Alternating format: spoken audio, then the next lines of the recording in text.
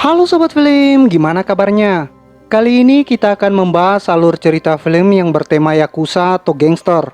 Film ini berjudul The Blood of Wolves yang dirilis pada tahun 2017. Menceritakan tentang perang besar-besaran antara dua klan Yakuza paling besar di Jepang. Di tengah gejolak Yakuza itu ada dua orang polisi yang mencoba meredamnya. Tapi hal itu justru mengancam nyawa mereka. Apakah mereka akan berhasil menaklukkan dua kelompok Yakuza ini? Atau justru mati konyol? Langsung saja kita masuk ke alur cerita filmnya.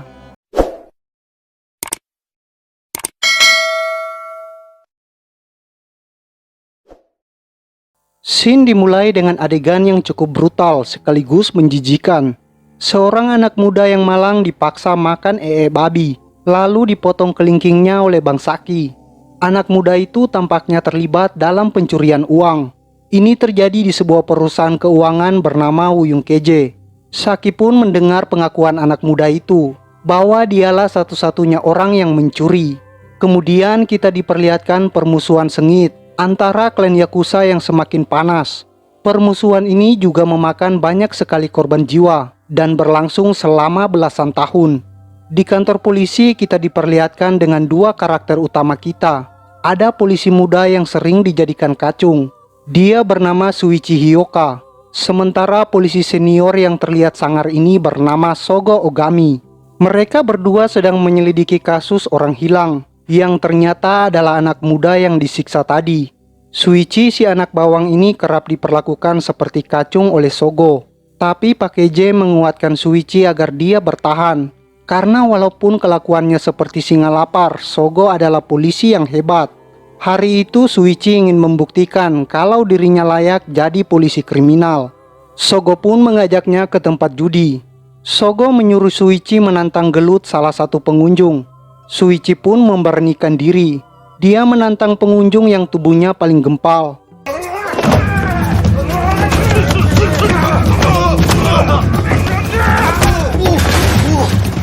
Tapi ternyata si gempal itu adalah anggota Yakuza. Meskipun sangar tapi dia takut kepada Sogo. Sogo pun bertanya pada si gempal mengenai kasus orang hilang yang dia tangani. Karena dia percaya ada keterlibatan Yakuza dalam kasus tersebut. Tapi si gempal diam, tidak mau jadi pengkhianat. Setelah itu Sogo membawa Shuichi ke apotek terdekat untuk diobati lukanya. Di sana ada Momoka yang siap membantu. Sambil menunggu Shuichi selesai diobati, Sogo menceritakan tentang perseteruan dua klan Yakuza, yaitu klan Jiagu dan klan Otani. Kedua klan ini sedang berseteru dan cepat atau lambat akan berperang.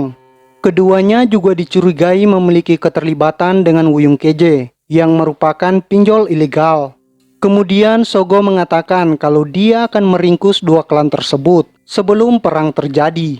Dia juga ingin Shuichi menggunakan skill karatenya untuk bertarung.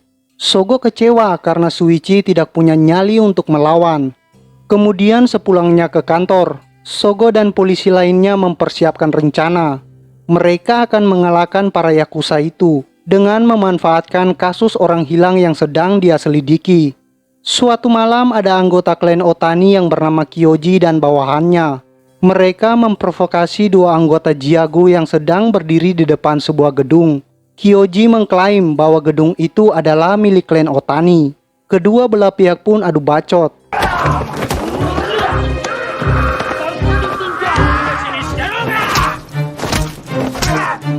Keesokan harinya Sogo dan Shuichi mendatangi Moritaka, salah satu petinggi Otani. Kemudian kita melihat Kyoji sudah babak belur. Dia dipukuli Sogo karena insiden semalam.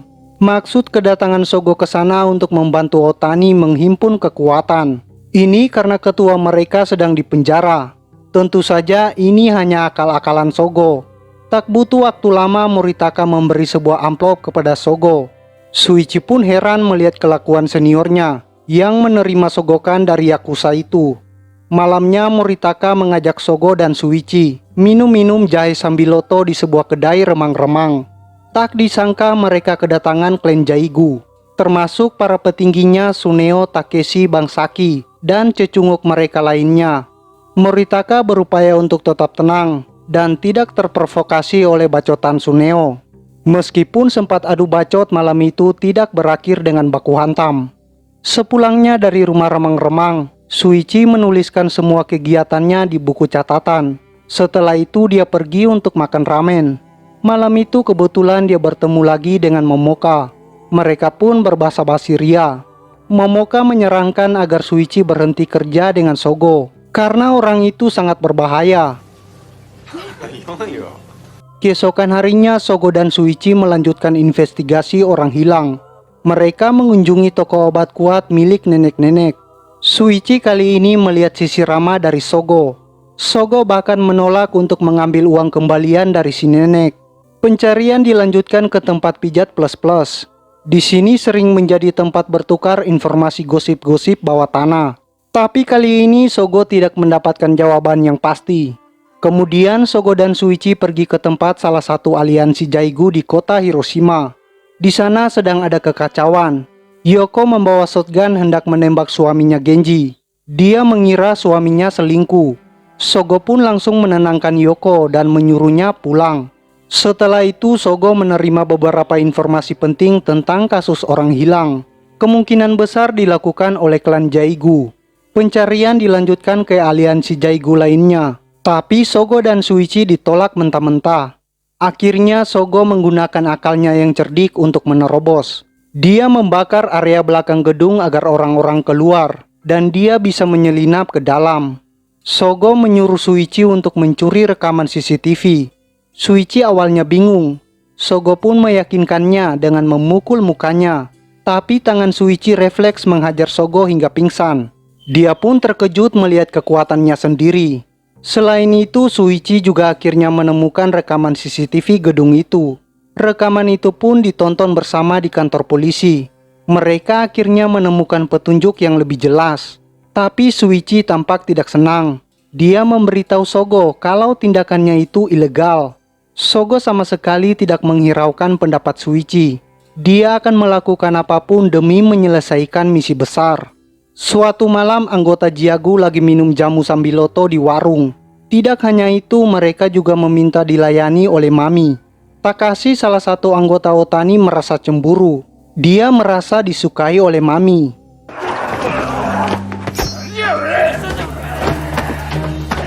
Di tempat lain, Shuichi sedang berduaan dengan Momoka. Karena hujan, Momoka mengajak Shuichi ke rumahnya.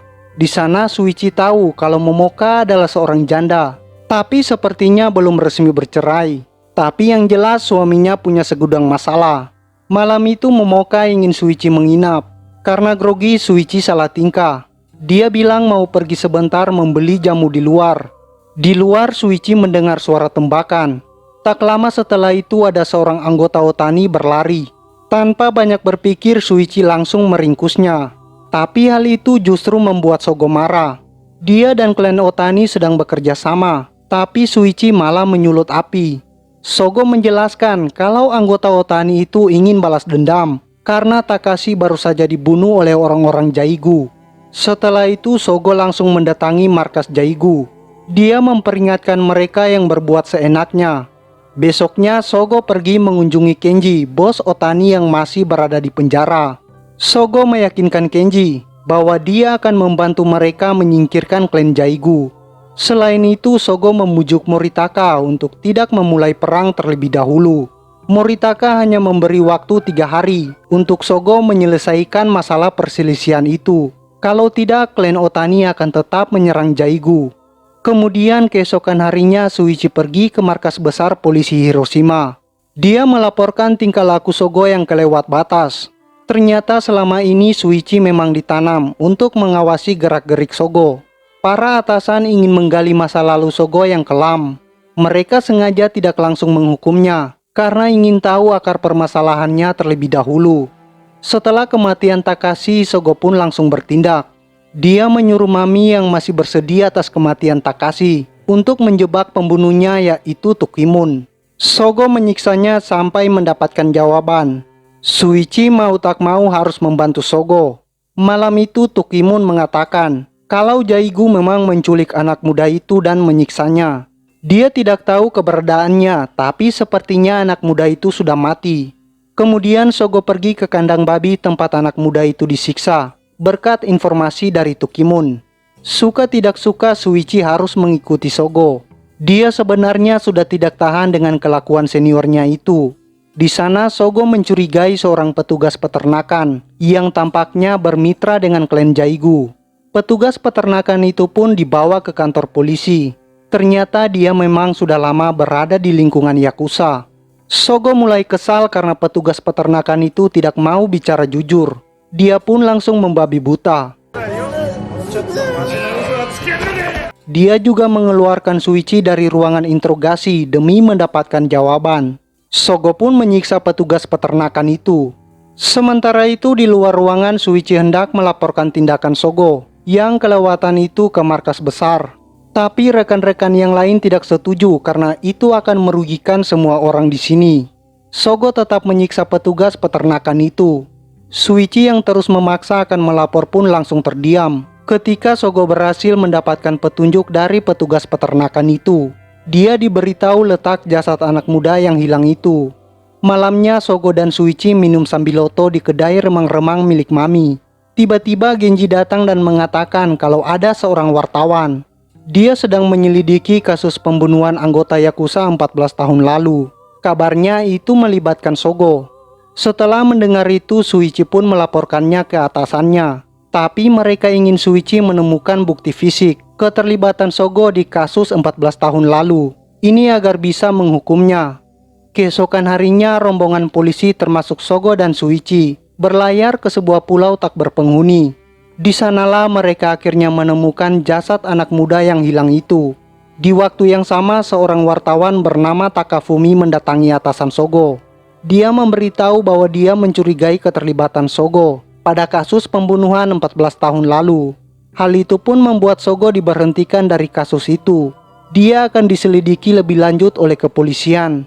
Dengan begitu, peperangan antar Jaigu dan Otani akan sulit dicegah. Shuichi pun mencoba membujuk Moritaka. Tapi malam itu Moritaka memerintahkan Kyoji untuk membalaskan dendam Takashi atas nama klan Otani. Di tempat lain, Sogo ditahan oleh atasannya untuk mengisi beberapa dokumen investigasi. Dia pun risau karena tidak bisa mengontrol kedua klan Yakuza yang bermusuhan itu. Sogo berusaha kabur, tapi dia ditahan oleh polisi lainnya. Sementara itu, Kyoji sudah mulai bergerak untuk menembak satu persatu anggota Jaigu di kedai remang-remang.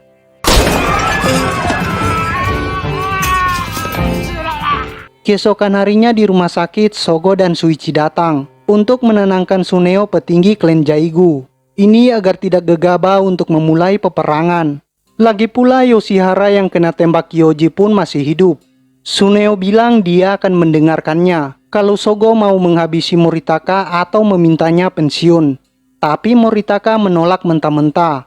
Perang sedang berlangsung. Dia tidak akan mengalah dari klan yang sudah membunuh Takashi. Malamnya Shuichi membujuk Sogo untuk menghentikan semuanya. Dia percaya kalau Sogo adalah polisi yang baik, tapi Sogo harus segera menyerahkan diri dan berhenti bermain api dengan Yakuza.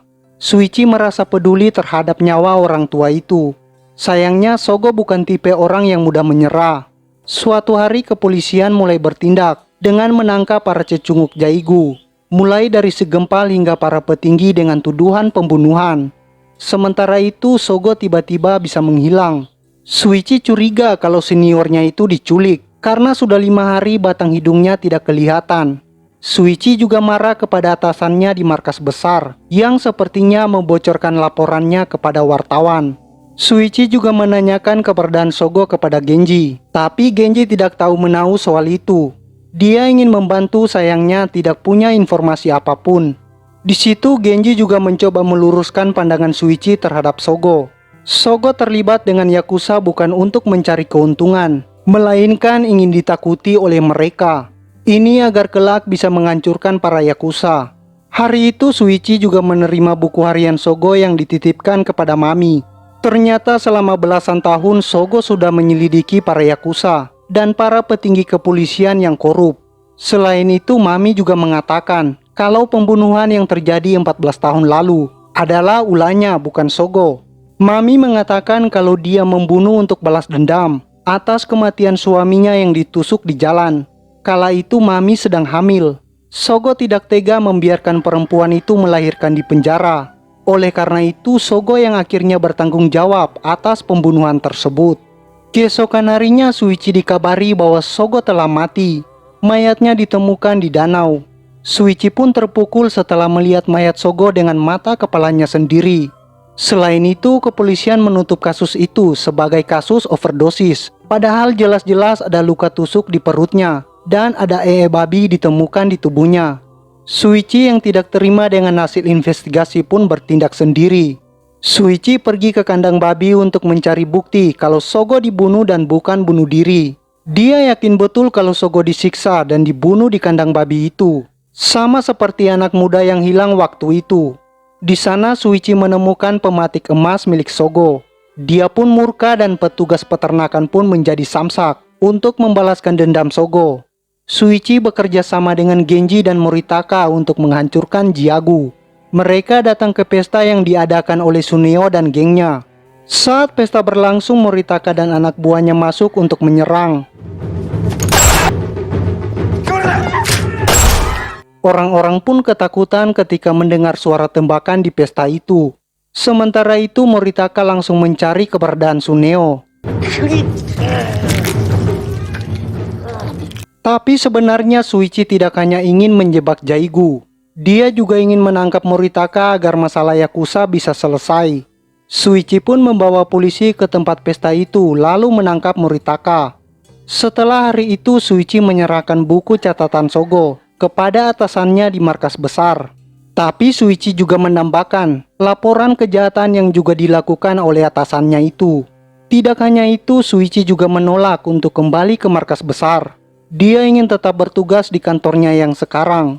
Film pun berakhir. Dari film ini kita bisa mendapat pelajaran. Jangan menilai orang dari tampilan luarnya.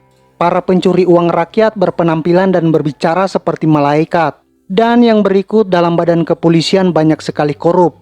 Ya, ini di negara Konoha ya. Oke, sampai jumpa di alur cerita film berikutnya.